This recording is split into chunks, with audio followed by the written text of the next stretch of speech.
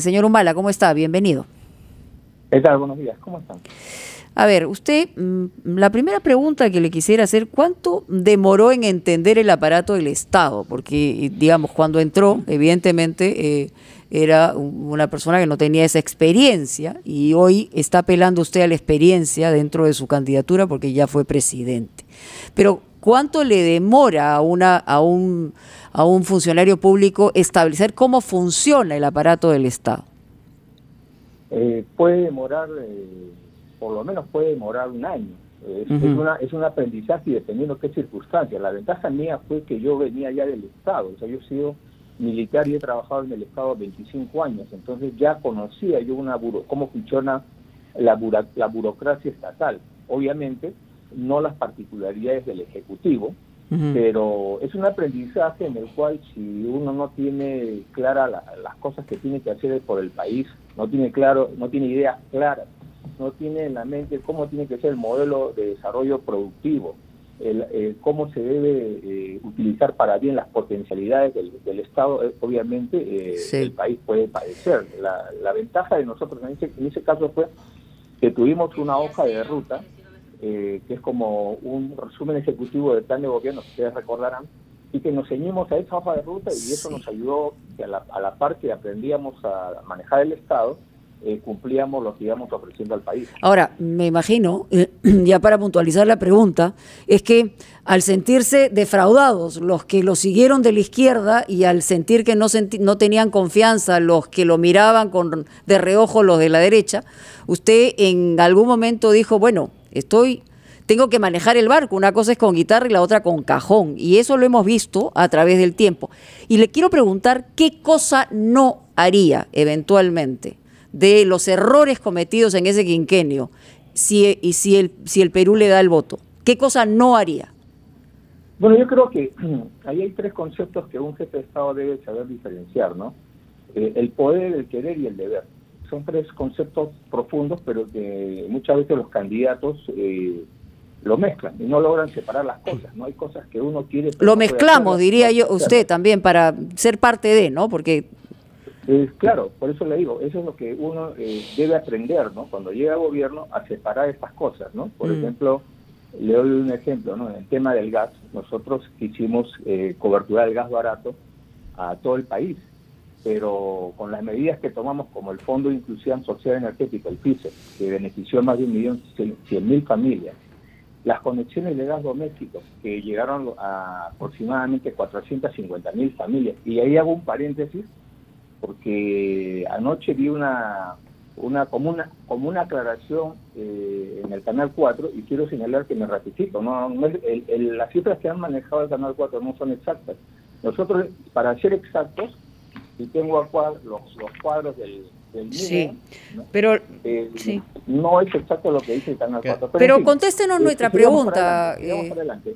Sí. Entonces, y además de esto, el programa Cocina Perú, logramos beneficiar a más o menos 7 millones de peruanos y peruanas, pero nos faltó completar. Entonces, ahora hemos hecho inclusive un mensaje grabado de cómo vamos a continuar la masificación del gas para alcanzar la totalidad de la población. Pero allí, por ejemplo, 5 años no fue suficiente, ¿no? Entonces, a veces el querer y el poder no es lo mismo. Sí. A ver, Fernando. Sí, señor Humala, buenos días. Leyendo el plan de gobierno con el que postula usted otra vez a la presidencia de la República, noto que hay la propuesta de un plebiscito para saber si es que vamos a una asamblea constituyente. ¿Le parece que es oportuno ese tema en las actuales circunstancias, en los primeros tiempos que asumiría el poder quien sea que gane? Y si está tan convencido de esa propuesta, ¿por qué no la hizo cuando fue usted presidente? Habiendo, como recordamos... Sí, Fernando, un segundito, por favor, que está hablando la presidenta del Consejo de Ministros. Le pedimos también al señor Humala un segundito de paciencia. Vamos a escuchar a ver de qué está hablando. Electorales a que cumplan sus funciones es uno de ellos. Pero el segundo, alrededor del cual se debe articular todos nuestros esfuerzos, es la lucha contra la pandemia. Y es claro que la lucha contra la pandemia nos plantea enormes desafíos y múltiples necesidades. Y en algún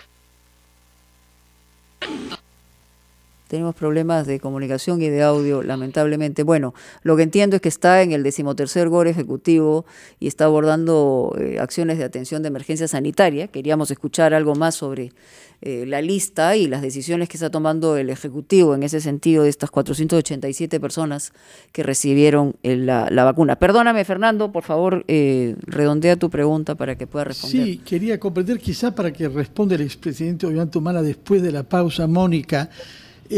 ¿Por qué no lo hizo, si le parece tan importante incluso ahora, cuando él fue presidente hace ya 10 años, pese a que prestó juramento en el Congreso invocando la Constitución del año 79 y no la del 93?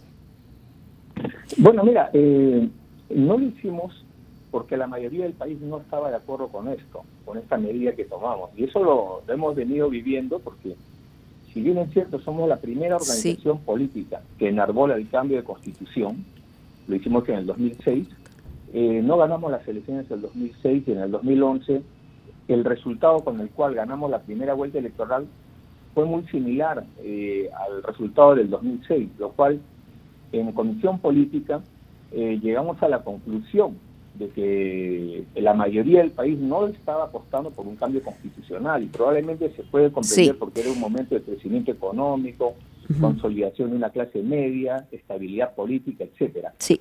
Señor Ollanta Humala, me permite, por favor, lamento ser la tirana de este grupo, pero tengo que ir a una pausa definitivamente, si no nos cuelgan aquí. Ya regresamos con usted. Estamos de vuelta en Ampliación de Noticias, 9:19 de la mañana. Estamos conversando con el candidato presidencial Ollanta Humala Tasso. Señor Humala, tengo dos preguntas muy concretas. En primer lugar, en caso usted llegue a la presidencia de la República, ¿cómo va a enfocar el plan de inmunizaciones contra la COVID-19? El 29 de julio ya va a haber un número importante de contratos firmados y de vacunas en nuestro país. Y en segundo lugar, ¿cómo calificaría la respuesta que el gobierno ha tenido ante esta crisis que se ha generado por las vacunas a determinadas personas de manera indebida?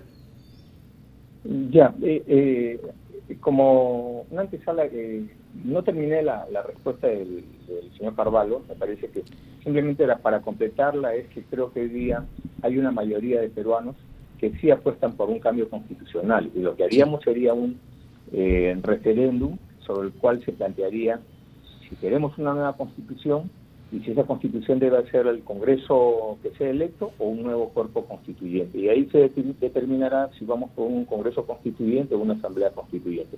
Disculpe, señor Carvalho, ha sido la interrupción de la franja.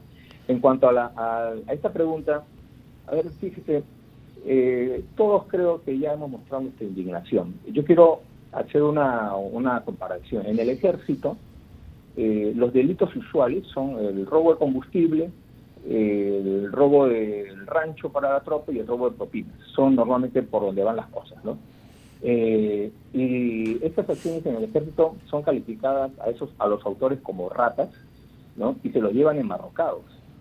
Entonces, yo simplemente digo que esto es mucho más grave, ¿no? Acá estamos hablando de un aprovechamiento del poder, de una traición. En momentos estamos en una guerra... Traición a la patria. ¿No? Estamos en una guerra contra el virus, ¿no? Es una traición, ¿no? Pero creo que nadie, ustedes mismos lo han reconocido, todos, de que estamos en una guerra contra el COVID. Estamos viendo cómo la segunda ola ha superado a la primera. Están muriendo, por lo que he leído, por medio de más de 500 personas por día. O sea, es una locura, ¿no? Y sobre esta situación que estamos en una guerra con el COVID, ¿no? Este tipo de funcionarios se aprovecha el poder, es una traición pues en un momento de guerra, ¿no? Entonces, y el problema es que hasta ahorita nadie califica el delito. Y en segundo lugar, ¿no? Las cosas no se solucionan con retirarle las gracias en una resolución a estos funcionarios, ¿no?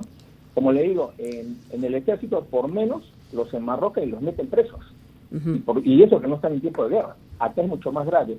Que esto no sea una de esas cosas que pasan y van a pasar porque hay mucha gente de poder allí, hay gente que ha metido a su familia, hay muchos intereses de poder económico, de poder político. Sí. Bueno, aprovechamiento del poder ha habido en todos los tiempos, ¿no? Entonces podríamos conversar sobre ese tema también. Obviamente esta circunstancia es la peor porque estamos en medio de una pandemia, pero lamentablemente en muchas circunstancias gubernamentales también ha habido aprovechamiento del poder. Y sobre eso podríamos conversar muchísimo, señor Humala, pero tenemos que agradecerle la entrevista, vamos a tener seguramente otras oportunidades. Si me permites, quería hacer una pequeña precisión, no creo que sea el momento adecuado para estar contrastando lo que pasa en el ejército con la población civil. Basta recordar lo que pasó con el general Donaire, comandante general del ejército, ladrón de gasolina, para saber lo mucho que costó ponernos finalmente preso, varios años. Así que no creo que sea un buen ejemplo ese. Muy bien, muchísimas gracias al señor Ollanta Humala por estar con nosotros. Todavía hay algunas semanas en la campaña electoral, vamos a ver, hay algunos que están encabezando listas, apretaditos todos, y hay otros que están en el lado de mayor descenso, pero veremos qué es lo que decide nuestro país.